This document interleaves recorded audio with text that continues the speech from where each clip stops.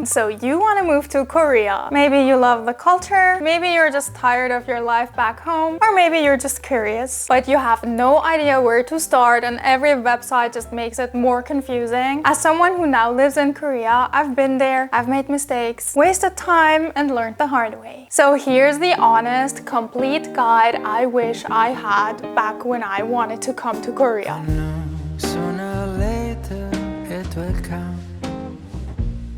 In this video, I'll walk you through all the major visas, from short-term visits to long-term residency, and I'll help you figure out exactly which method works for you and how you specifically can move to Korea. I'm sure that you've heard about the thousands of visas that you can have here in Korea, and you probably have a hard time navigating through them. Before we get into the details and into all your options, ask yourself this: what do I actually want from my time in Korea? Because depending on your answer, the right visa and your life here can look very different. There are three main paths that you can choose from. If you're just curious and want to experience Korea short term, you've got options like the tourist visa, the D4 for Korean language programs, D2 for studying here, or even the working holiday visa if you're under 30. If you're ready to build a career and want to work in Korea, there's the E2 for English teachers, there's the E7 for skilled workers, the E6 for entertainers like models and actors, and the new digital Nomad visa. And if you're thinking long term, like building a life here, there's the F series visas, like the F2 for long-term residency or the F6 for marriage. Each one of these paths and visas comes with different job opportunities, different rules, and very different long-term outcomes. So let's break all of them down one by one.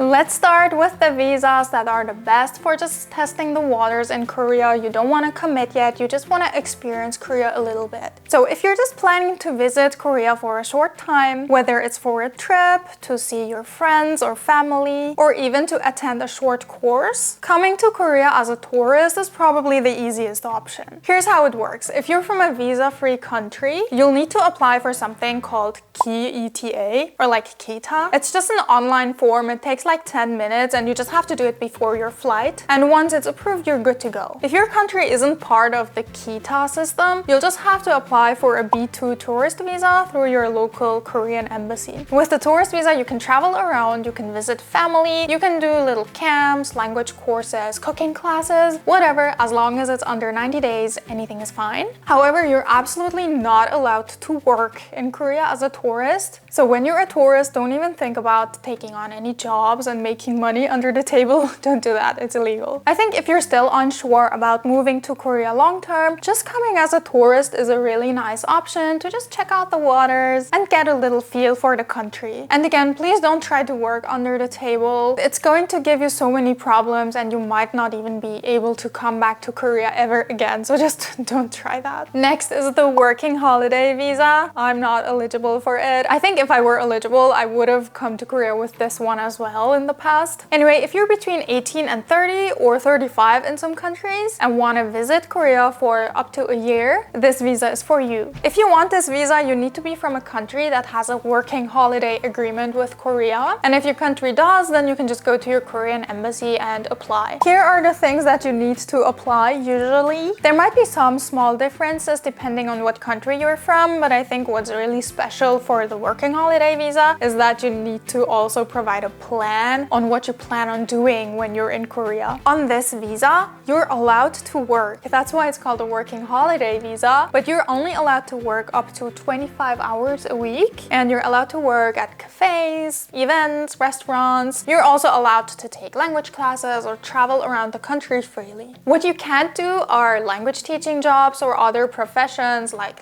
in medicine or in the entertainment industry. And you also can't switch to another visa while you're here. You'll just have to go back to your home country, but that's actually the case for most of the visas. I think this option is honestly such a nice way to come to Korea without any big commitments and just check out the waters while still maintaining your freedom. Some people use this visa to kind of figure out if they want to study here or if they want to work here. So if your country has a working holiday agreement with Korea, I definitely recommend it. As I said, I would have done it, but my country does not have this agreement. Now let's move on to the D4 visa. This visa is very popular because a lot of people want to come to Korea for language programs. And I have a lot of friends who come to Korea for the first time with this visa. So this one's for people who really want to learn Korean and also want to use this visa as a stepping stone to another visa later on. This visa is usually granted for the length of your language program. So if your program is 4 months, then your visa is going to be 4 months. But if your language program is like super long, then that's the length that your visa is going to be. So how you can get this visa is you look for a university that offers a language program. Every university has its own application method, so you check specifically the ones you're interested in and then apply. And once you're accepted, you just submit your documents to the Korean embassy together with these documents. What you can do on this visa is after 6 months, then you're eligible to apply for a part-time job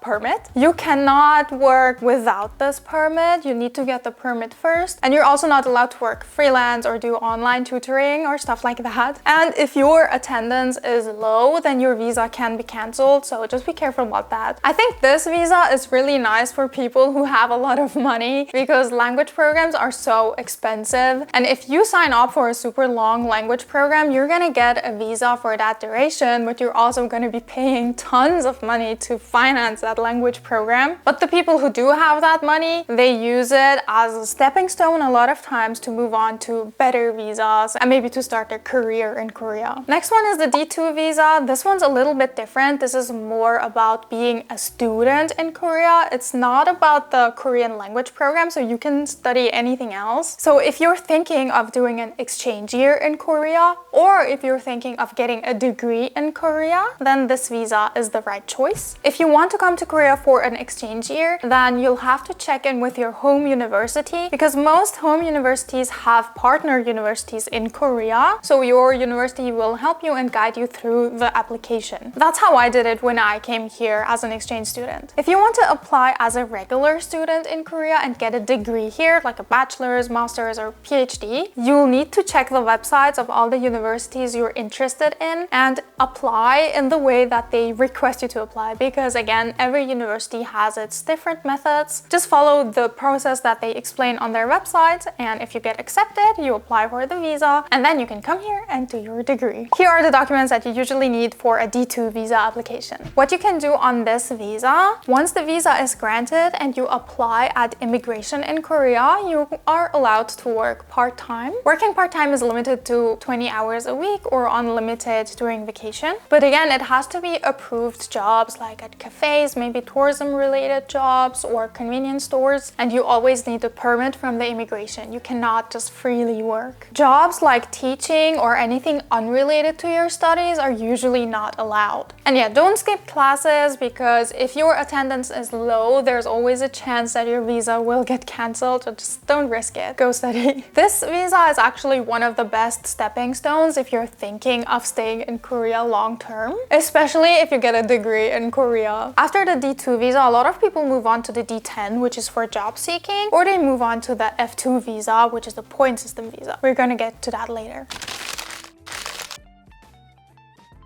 Now let's move on to the visas for those of you who want to work in Korea and actually build a career. If you're a native English speaker and have a university degree, the E2 visa is one of the most common choices. The E2 is for teaching English at public schools, at hagwons. Hagwons are private academies, or at universities even. How you get this visa is first, of course, you need to be from one of the eligible countries, and then you also need to land a job. There are a lot of programs that actually help English teachers find a job here in Korea, so you shouldn't have that much of a hard time finding a teaching job here. I've never been an English teacher, but some of the programs I heard of are EPIC or ESL. They connect English teachers with schools here in Korea. And once you get hired, your school or your hagwon becomes your visa sponsor. And here are the documents that you need to prepare for your visa application. Very important, on this visa, you're allowed to teach English at the school that hired you. You're not allowed to teach anywhere else unless you get a specific permit from your school and from the immigration office. You cannot do online teaching or teach at other schools just because you want to earn extra money. Unfortunately, that's not allowed, as I said, unless you get a permit. Unfortunately, because your visa is tied to the school you're teaching at, whenever you want to change where you teach, you have to apply for a new visa with your new employer. And if your contract ends, you either need to leave or you need to find a new job position that also gives you a visa. A lot of people actually come on an E2 visa because it is a bit easier to get into the English teaching area here in Korea because there are so many academies like Hagwons, and then often they upgrade or change to a different visa that's a little bit more aligned with what they actually want to do as a career. So I've seen so many people start with an E2 visa and now they either have an E6 or an F2, especially if they stick around for a long time and also learn Korean. If you want to work in Korea but not as a teacher, there's the E7 visa. This visa is for professional workers in industries like marketing, IT, engineering. So if you have a degree in any of those fields, this path might be for you. The way you can get this visa is you need to have a job offer from a company in Korea that's eligible to sponsor an E7 visa. And to apply for the visa, you usually need to get the contract, you need to have proof that you have a degree that's relevant and that you have experience that's relevant, and some other standard stuff like your passport and so on. In case of the E7 visa, you're also allowed to change your employer as long as the immigration knows and allows. However, you're not allowed to freelance and you're also not allowed to work outside of your approved job description. I think this visa is actually quite popular because it gives you the room to actually work in an industry that you have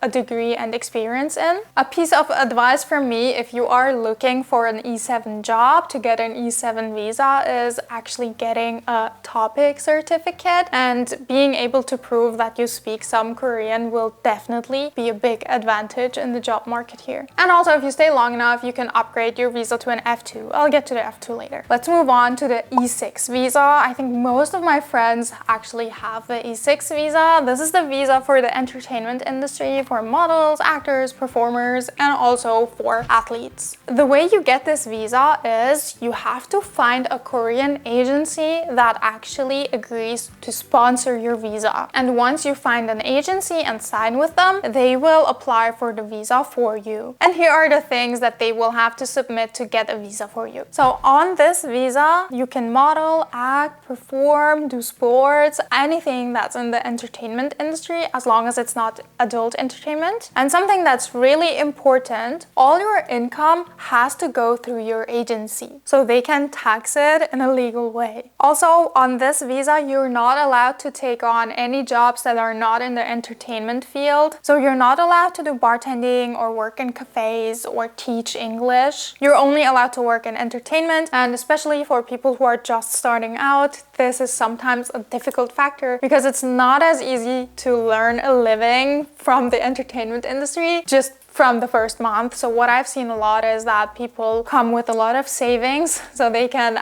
live from their savings until their career takes off, or some have a very financially supportive family who just sends them money until they get successful in entertainment. I do want to warn you about this one thing. If you want to get an entertainment visa, there are so many bad and abusive agencies. What they will do is they will charge you a really high amount of money to apply and sponsor your visa, but then they will not support you at all in your career. You're gonna give them money, they're gonna give you a visa, and then they're not gonna help you at all to find any modeling, acting, or any entertainment jobs at all. You're gonna be on your own, try to find those jobs, and whenever you find a job on your own, they're still gonna take their percentage out of it. So basically, they're just robbing you out of your money without supporting you in any way. And that type of agency is not good. I really do not recommend signing with an agency that asks you for money to sponsor your visa. That's just not a good agency. If you're really desperate and no other agency takes you except for these super bad ones, I still do not recommend it. So let me make it clear, it's a huge red flag if they ask you for money to sponsor your visa. It's actually not even legal to sell visas. It's not legal, but that's what they're doing. Be careful out there. Now let's move on to the digital nomad visa. This is the newest visa. It came out in 2024. This visa is made for remote workers who have a job overseas, not in Korea, but want to live in Korea. So in order to get this visa, you need to prove that you've worked remote for at least 1 year. You also need to prove that your income is really high. The amount of income changes every year based on the average income in Korea. Right now, I think it's at about 64,000 US dollars a year. So if your income is higher than that, then you're eligible. You also have to have international health insurance and a clean background check. You can apply through your local Korean embassy, but because this visa is so new, requirements keep changing. So you just have to stay up to date because it keeps changing. On this visa, you can live in Korea for up to 1 year. You can get this visa renewed maximum once. So you can stay maximum 2 years on this visa. And while you have this visa, you can continue working your remote job from overseas while living in Korea. By the way, you're also allowed to bring your family if you want your family to be here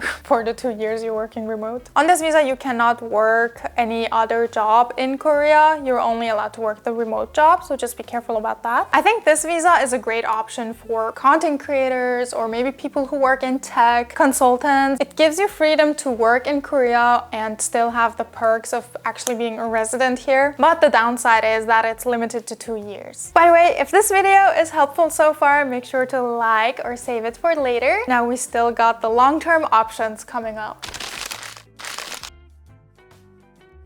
Now let's get to my favorite visa, the F27 point system. This visa is kind of the holy grail if you want to live in Korea long term without being tied to one specific employer or sponsor. So this visa is based on a point system, not on a specific job. This visa is for people who already live in Korea but want to have more freedom. And by freedom, I mean to change your jobs, to freelance, and maybe even start your own thing. So what you need to get this visa is you have to already live in Korea on another visa, and then you apply for the F2 by scoring enough points in their point system. Right now, scoring 80 points makes you eligible, but this also often changes, so just keep an eye out on it. Some of the things that give you points are your age range, your income, your Korean proficiency, your education, and whether you've done any volunteer work, and also your work experience. So once you have this visa, you can basically work in any field you like. You can freelance and do your own thing. You're not tied to anyone. While you're on this visa, you still have to maintain your income, and you do have to apply again every 1 to 3 years, I think, and keep proving that you still meet the requirements. This is actually the visa that I have at the moment, and I uploaded a video before where I specifically explain only the F27 visa because the point system is quite complex, and in that video I do break it down one by one so you really understand how you can get the F27 visa, because this is the best visa ever. Honestly,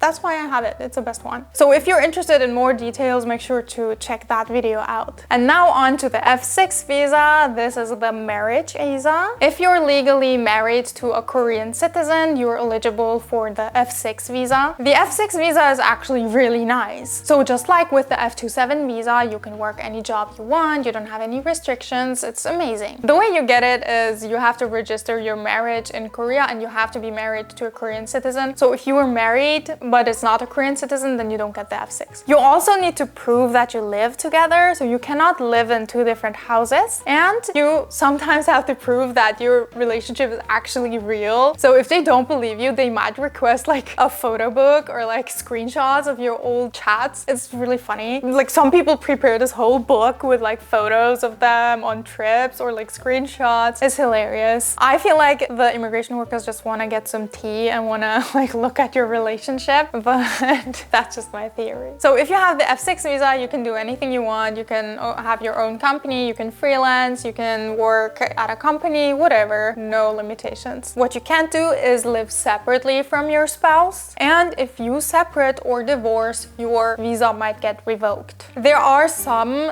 details here. For example, if you separate because your husband cheated on you, then there are some exceptions that you can get through the court. And then if you get the court letter to the immigration office, they might grant you some extra time, like 1 or 2 years, but that's very case by case. I don't wish it upon anyone, but if that situation ever happens, make sure to know your rights. By the way, just so you know, this visa doesn't mean permanent residency. You have to renew it every 1 or 2 years. And if you're wondering, yes, Korea does have a permanent residency visa that you only need to renew every 10 years. But before you're eligible for the permanent residency, the F5 visa, you have to have had so many other visas and have stayed in Korea for so long. So it's a bit complicated, but the F5 is what people go for if they actually want to settle in Korea and have lived here for a minimum of 5 years, a minimum. And if you want to become a Korean citizen, either you can apply after a couple years of the marriage visa or after a couple years of the permanent residency visa.